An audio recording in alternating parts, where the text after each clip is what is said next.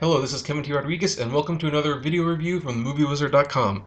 Today we are talking about Kenneth Branagh's Cinderella from Disney. Now folks, I want to be upfront with you on this one. If you've been reading my blog, The Daily Life of a Film Critic, chances are you've read a couple of posts where I basically admit that this isn't always the greatest job in the world. There are certain movies that you are just not that interested in seeing sometimes, and I have to admit Cinderella was one of them. Not because I don't like director Kenneth Branagh, because I do. Not because I don't like the actors, because Cate Blanchett, Helen Bonham Carter, and Lily James are very good actors. It's not even that I don't like Cinderella itself, because I do like Cinderella, the 1950 Disney movie, which is, holy cow, it's 65 years old. That movie was made 35 years before I was born. Crazy.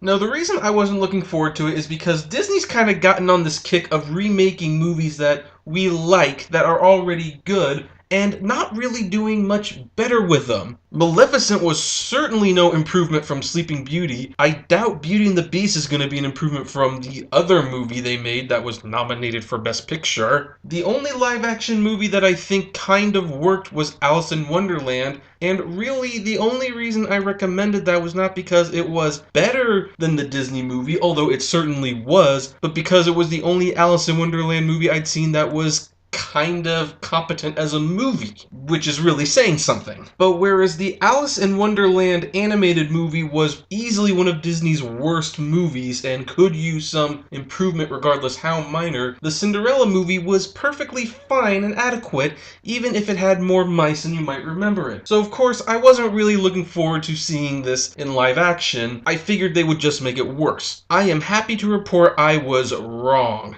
Dead wrong. Kenneth Branagh's Cinderella, which was written by Chris Weitz, who also wrote About a Boy and The Golden Compass. This new live action of Cinderella is actually very, very good. If this is what the Disney live action remakes of their animated movies were like more, maybe I wouldn't have been hesitant to see the film in the first place. It's really charming, and it's fun, and it's beautiful to look at. The movie has been given small modern touches to appease, I'm gonna assume, modernists or millennials or militant feminists, whatever you want to say. Like, the prince and Cinderella actually have a few scenes of dialogue with each other before the ball, because, you know, that love at first sight thing just does not fly in this world. And there's even a few scenes where we shockingly feel a little bit of sympathy towards the stepmother, and the stepsisters never seem as mean as they were in the animated film. I don't know if that's an improvement, but they're not as nasty, and I think that's actually kind of nice, because it shows that they are human, they're not just characters. Otherwise, this is a fairly old-fashioned telling of the classic story. You know, Cinderella is worked hard, she talks with her mice friends, although we don't hear them talk back in this version.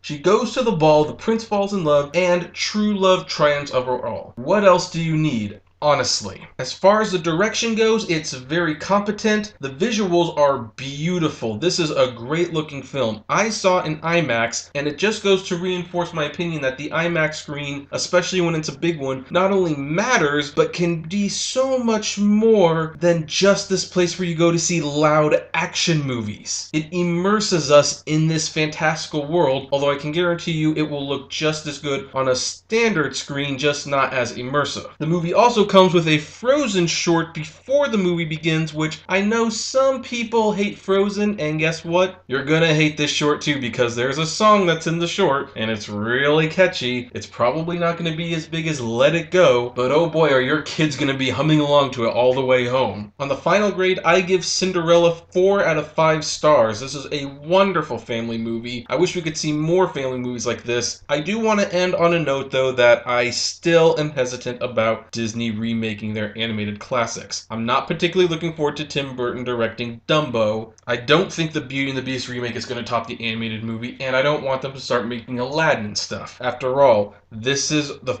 first out of the 3 attempts that Disney has made where the movie has actually worked. That's not a great batting average. I feel blessed and lucky that this one worked, but I think it's a fluke. Nevertheless, this is a fluke that comes highly recommended.